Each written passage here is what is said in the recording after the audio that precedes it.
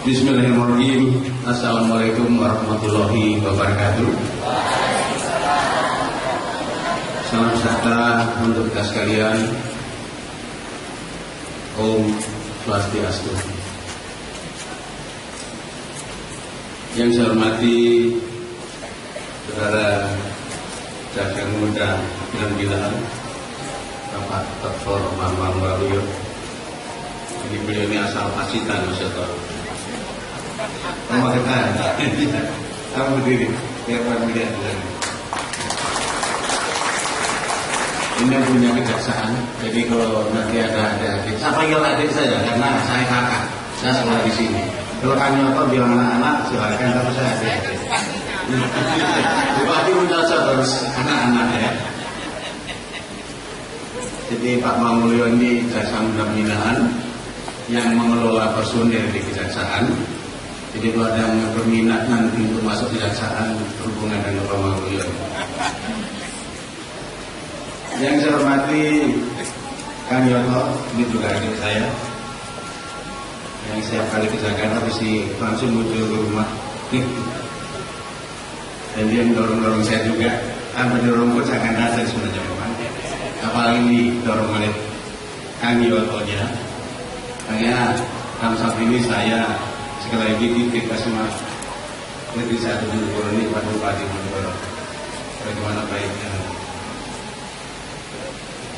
Ibu Kepala Sekolah Negeri 1 Bojonegoro yang saya hormati, saya banggakan Saudara Kepala Kejaksaan Tinggi Jawa Timur melalui Tagalog, ini produser kita. Betul, dia memang dulu aslinya orang Jawa tapi lahir di Mandailing, di Batak. Kemudian sempat juga terdampar di NTT. Dari sekolah kejuruan lagi tadi. Sekolah STM.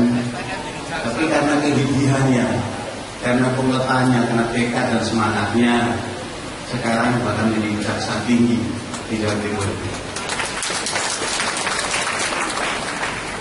Pak Kajari punya cerita panjang dengan saya waktu tugas Jakarta. Terus sekarang dulu di bersadar dengan Pak Jami, dengan Pak Bupati, luar biasa ya. Karena dulu waktu saya pertama saya serahkan tugas untuk mengelola tilang ya. Jadi sekarang sering diganggu teman-temannya sebagai jaksa tilang. Tapi biar jaksa tilang pun sekarang bisa nanggap Lanyala Mataliti. Yang saya hormati teman-teman saya alumni tahun 65 yang ngomong semua yang ada di sini satu saya tidak disebutkan namanya. Saya bersenang sekali karena melihat masih sehat-sehat, masih bugar-bugar.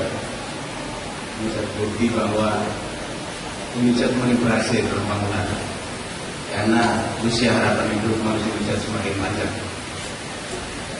Saya hormati Kepala Dinas Pendidikan Kota Bojonegoro, para Kajari Lamongan, Kajari Tuban, Kajari Bojonegoro, dan Saudara Didi Farhan, Kajari Surabaya, yang orang Bojonegoro.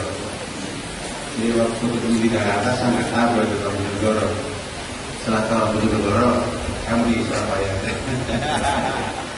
Ini bukan nepotis kelihatan, tapi mereka punya prestasi. Tentunya tidak lupa adik-adik saya, para siswa dan siswi SMA Negeri 1 Bojonegoro yang saya cintai dan saya banggakan. Saya setuju dengan apa yang diobrolkan dalam pertunjukan candu ini. Membaca adalah sangat-sangat penting. Tanpa membaca kita tidak apa-apa.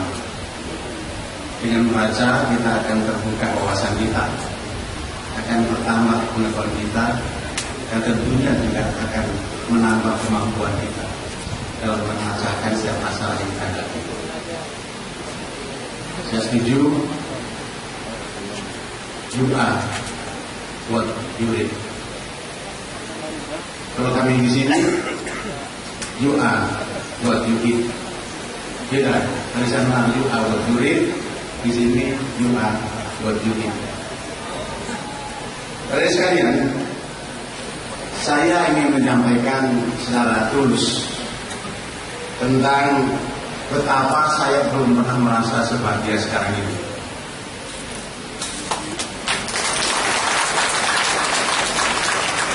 Karena saya dapat kesempatan dan berkenan untuk mengunjungi tempat di mana memberikan saya banyak hal.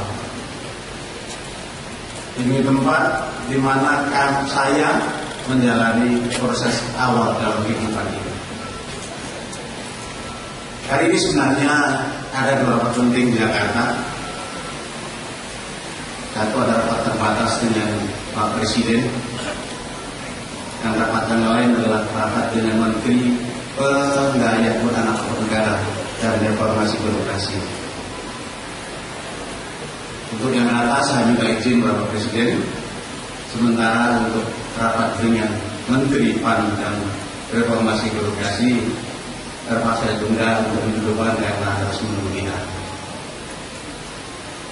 Hadirin sekalian, banyak kisah dan kenangan yang saya dapatkan di tempat ini. Saya tadi ditanya oleh ibu kepala sekolah, bagaimana Pak dengan sekolah kita? Aromanya masih sama, nuansanya masih sama, meskipun ada beberapa perubahan. Dulu bisa masuk sekolah ini, satu kebanggaan luar biasa. Semua orang menginginkan, orang tua ingin anaknya sekolah di sini. Karena SMA Negeri 1 dan SMA Negeri 1 satunya waktu itu.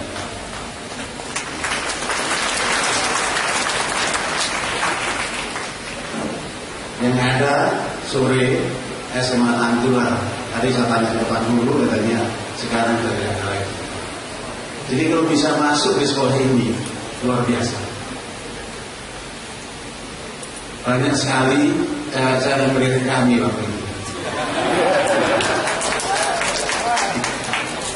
Begitu pun banyak pula cowok-cowok yang ingin mengajari teman-teman kami di sini. Luar biasa. Setiap kali ada perlombaan di 17 Agustusan, antara lain selalu menjadi juara.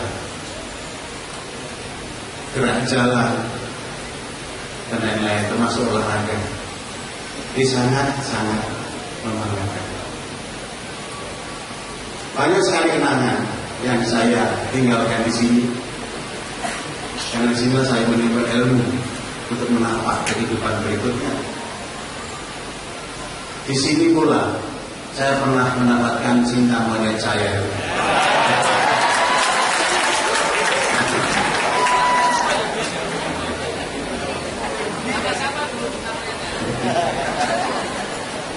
Karenanya sekali lagi saya merasa sangat bersyukur sore hari ini diberikan perkenan Allah SWT untuk bertemu dan tatap muka dengan adik-adik sekalian dan teman-teman saya serta para guru saya seleksi. Rangkaian perjalanan panjang selanjutnya tentunya tidak terlepas dari bekal yang kami dapatkan di sini. Kami belajar di sungguh-sungguh waktu itu, di bawah bimbingan guru-guru kita. Saya masih ingat betul. Yang sekarang alhamdulillah saya sempat mengikuti ngaji ini. Bukan ini masih ada, masih sehat, segar bugar. Alhamdulillah. Waktu saya sekolah di sini, kepala sekolahnya Pak Firman. Dia punya ini ya. Ada Pak Paracoyo di sana. Ada Pak Mungkin yang saya ingat betul punya sepeda motor Ducati dengan pakaian ratinya waktu itu. Ada Pak Witono. Ada Bung Sase yang agak bawel. Ada Pak Suhada. Dan ada satu lagi guru saya ingat betul. Pak Samsuri namanya. Kalau ngajar sejarah selalu dengan melukis di papan tulis, memberikan kesan tersendiri. Ada Mbak Nunu, saya panggil dulu, guru kimia, iparnya almarhum Mas Aryo Lorengel. Itu semua tentunya tidak pernah akan saya lupakan. Karena bagaimanapun guru-guru kita itulah yang mengantarkan bahkan saya sampai sekarang ini. Kami waktu itu betul patuh pada guru-guru kami, karena kami yakin guru adalah orang tua kita di sekolah. Saya berharap adik-adik sekalian pun suasana dan sikap berlaku seperti itu pada guru kita tetap harus dipertahankan. Tanpa jasa mereka, tidak sedikit pun kita bisa mencapai sesuatu. Ini yang harus kita sampaikan bersama. Namun demikian, karena di akhir ini ada fenomena di mana banyak sekali kejadian murid yang melawan gurunya, murid yang menentang gurunya, tidak patuh pada gurunya. Ini satu yang tentunya harus kita koreksi, karena bagaimanapun guru-guru adalah pembawa pelita penerang pada kita ketika kita masih berada dalam kegelapan tanpa bekal ilmu.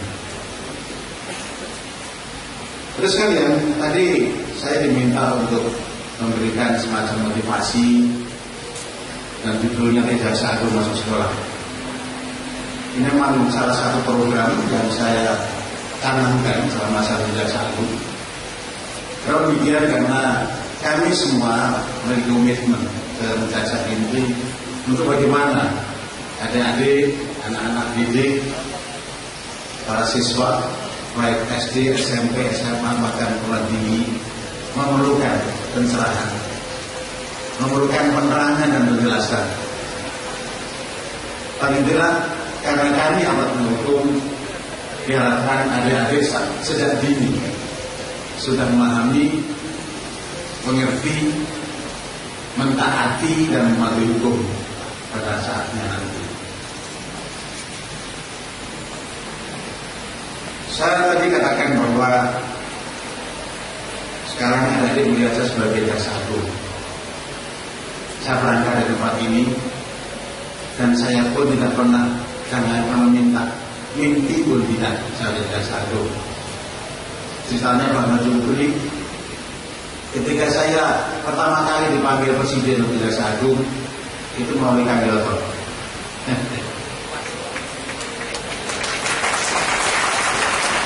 Jadi waktu itu saya sedang berangkat dalam perjalanan rumah menuju ke gedung DPR, karena saya gedung DPR waktu itu. Di tengah jalan saya mendapat telepon dari yang namanya Pratikno. Pratikno itu adalah juga orang Bojonegoro.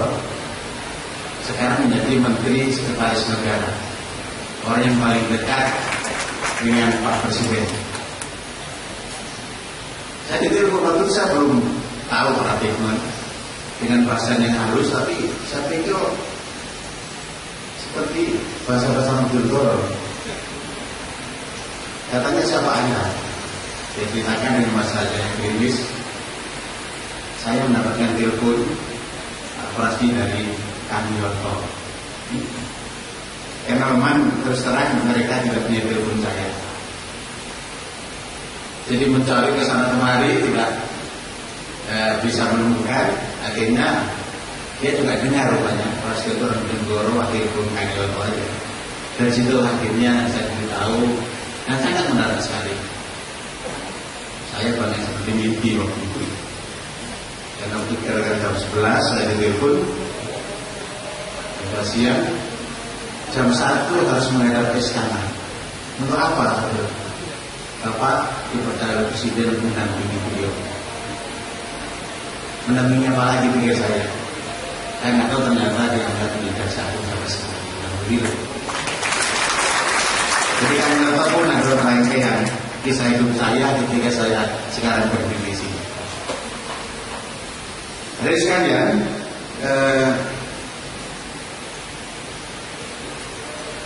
Benar dikatakan oleh Kak Yoto tadi bahwa nanti jangan melihat siapapun yang depan ini seperti sekarang, termasuk saya sendiri. Bahwa apa yang kita raih sekarang ini tentunya bukan sesuatu yang instan, bukan sesuatu yang serta-merta kita dapatkan, tetapi semua dengan perjuangan dan keinginan. Semua dilakukan dengan sungguh-sungguh, tanpa kenal lelah, berjuang tanpa kenal lelah. Itu harus kita lakukan untuk meraih cita-cita kita. Dari sekalian,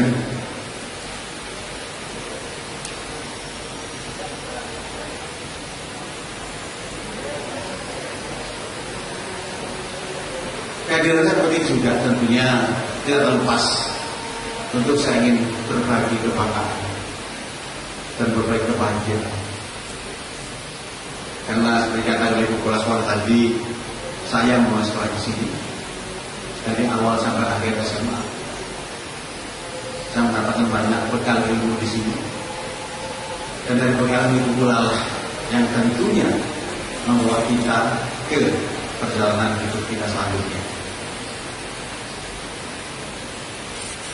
Tentunya apa yang kita dapatkan sekarang adalah bukan sekedar kedudukan jabatan, tapi lebih kita menilai sebagai amanah dan kepercayaan.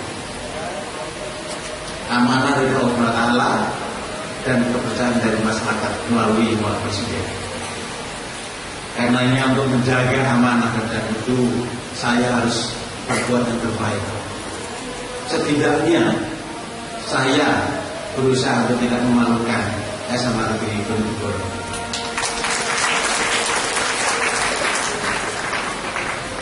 Situasi sekarang berbeda, di mana kita terapkan pada berbagai macam dinamika, sejalan dan perkembangan dan kemajuan yang ada. Baik perkembangan di bidang sosial, bidang ekonomi, bidang politik, terus keamanan, semua saling bermunculan. Dan semua tentunya sangat mengaruhi apa-apa yang harus kita lakukan saat ini. Banyak hal yang terjadi dengan tiba-tiba tanpa kita duga sebelumnya, tanpa kita bisa prediksikan sebelumnya. Dan saat sekarang ini terasa semuanya sama menjadi beda publik. Apa yang benar kita lakukan belum tentu dinilai baik. Meskipun saya yakin melakukan sesuatu yang benar sekalipun, masih saya disalah-salahkan. Ini yang kita lihat sekarang. Jadi faktor kesulitannya sangat-sangat tinggi, sehingga tentunya memerlukan kegigihan kita, keteguhan hati kita, dan semangat pantang menyerah kita. Saya minta dari juga seperti itu. Karena ketika masuk di sekolah pun saya yakin tantangan dan kebenaran itu cukup banyak, sangat banyak. Terutama pengaruh pergaulan dan sebagainya. Jadi dengan semangat dan tekad dan kuat tentunya kita akan bisa mengatasi segala macam godaan yang mengarah dan buat kita ke arah yang tidak baik, yang nantinya bisa justru merugikan kita sendiri. Jadi sekalian, sekarang ini yang terjadi justru betapa kepentingan sangat menonjol. Masing-masing mengutamakan kepentingan sendiri, mengejar kepentingan sendiri, tanpa mengabaikan kepentingan orang lain. Semua ingin menduduki suatu jabatan. Kalau kita lihat di dunia politik, seringkali bahkan menghalalkan segala cara. Ini semua adalah fenomena yang terjadi sekarang, dan tentunya saya pikir ada pun sebagai generasi muda nantinya perlu memahami, kalau tidak mengerti tentang apa yang sedang kita lakukan sekarang ini.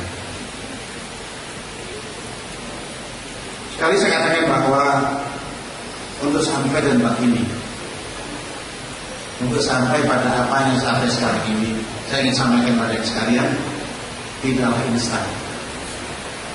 melalui perjuangan yang sangat-sangat berat, menempuh perjalanan yang sangat panjang dan berliku, perlu ikhtiar, tidak serta-merta, tidak diraih dengan mudah begitu saja, dan tentunya perlu konsistensi dan keteguhan hati kita. Tentunya usaha dan doa juga sangat-sangat penting dan menjadi sebuah keniscayaan.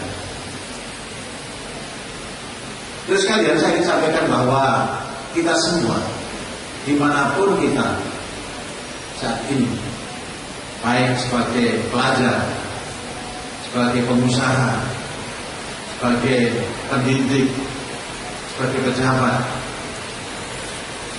selalu menghadapi seleksi alamiah. Kalau kita baik, tentunya semua orang akan baik. Semua orang menjadi corong kita. Ada di antara kalian yang baik, tentunya semua akan senang pada kita. Semua orang menjadi corong kita. Ini sebaliknya. Ketika tidak dikatakan tidak baik, justru ceritanya akan lebih cepat tersebar kemana-mana. Kembali karena semua menjadi corong kita. Untuk menjadi baik itu memerlukan perjuangan yang panjang dan lama. Tapi sebaliknya untuk menjadi tidak baik itu tidak perlu lama. Sekali dua kali buat korban saja, teman-teman kita akan tahu. Karena yang baik tentunya bagaimana kita membuat diri kita disenangi yang lain, sehingga kemudian akan tercipta satu keakraban dan kehidupan yang berbeda. Tadi saya dapat masukan dari Kantor dari kepala sekolah bahwa SMA Negeri 1 meraih prestasi atau meraih predikat integritasnya tingkat nasional luar biasa. Sampai kita tepuk tangan untuk kita semua.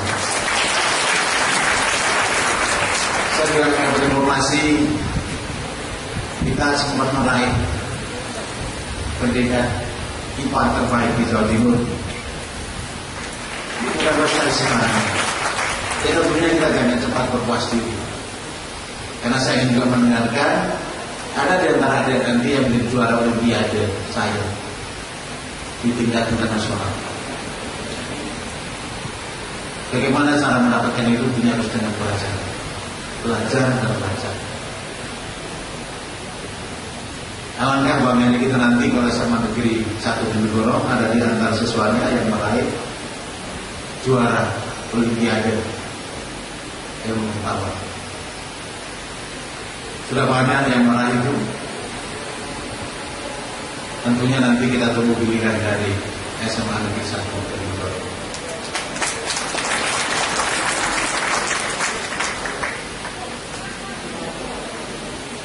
Berkaitan dengan seleksi alamiah tadi tentunya tidak ada pilihan lain bagi kita untuk kita berbuat kebaikan. Sebagai siswa tentunya kita menjalin hubungan pertemanan yang baik dengan sesama siswa yang baik, patuh dan taat pada guru-guru kita sebagai orang tua kita di sekolah, dan tentunya juga sangat patuh dan berbakti pada orang tua kita sebagai guru kita di rumah. Jadi kalau guru adalah orang tua di sekolah, orang tua kita adalah guru kita di rumah. Kedua-duanya tentunya akan saling mengisi kebaikan bagi kita sekalian. Mereka harus kita patuhi, kita ikuti apa yang menjadi keinginan baik beliau-beliau itu, supaya kita menjadi orang yang berguna pada kemudian hari ini. Berbuat kebaikan juga merupakan satu keniscayaan. Nah tadi saya katakan, sekali kita langsung ujian tentunya semua orang akan percaya lagi. Berbuat kebaikan kepada sesama, berpengaruh pada gaya hidup yang tertib, tidak sembarangan. Saya sampaikan karena saya sudah pernah merasakan ketika masih muda dulu, begitu mudahnya kita dapat dipengaruhi hal-hal. Dan untuk memiliki hal yang tidak baik, ya Pak Bupati duanya lebih mudah dibandingkan untuk memiliki hal yang baik. Dan kita harus memilih. Kita ingin melakukan sesuatu yang mudah tapi tidak baik, atau yang sulit tetapi membawa manfaat bagi kita bagi sekali. Kembali pilihan ada sekalian. Kita harus hukum dengan jernih kita. Saya ingin sampaikan bagaimana saya menjadi jaksa dulu. Ini cerita lagi, saya flashback ke belakang.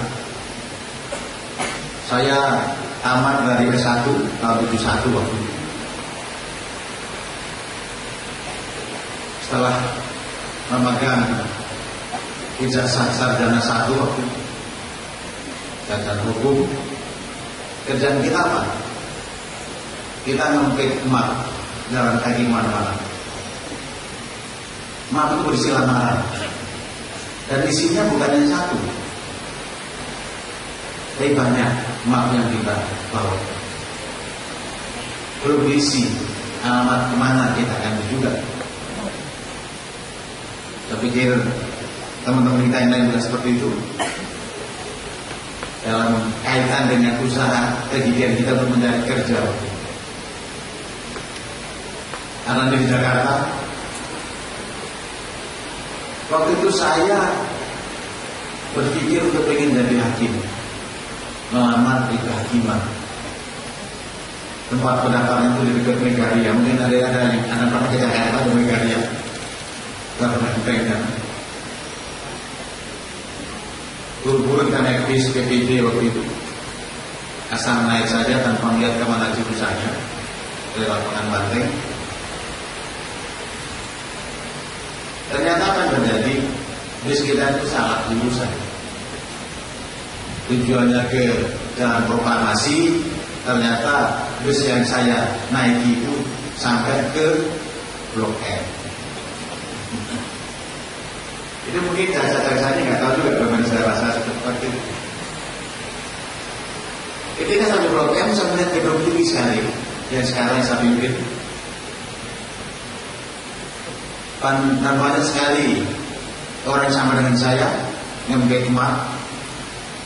Saya tahu waktu ini mungkin ada pendaftaran. Saya buru-buru turun, lari-lari, ikut pendaftaran. Kalau duduk dorong, betul memang ada pendaftaran itu. Sampai saat terakhir waktu saya mendaftar, rupanya ada 200 orang lebih yang ingin memberi tes masuk kejaksaan.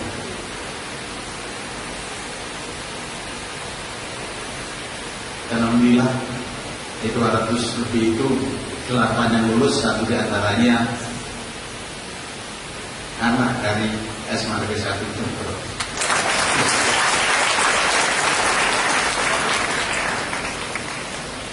Alhamdulillah bukan kematian saya menurut diri kan ya toh. Dalam tes ternyata saya mendapat yang terbaik.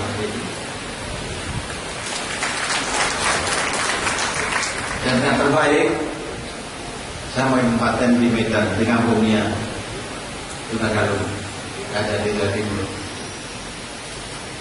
Saya berpikir kenapa saya harus ke Sumatera Utara?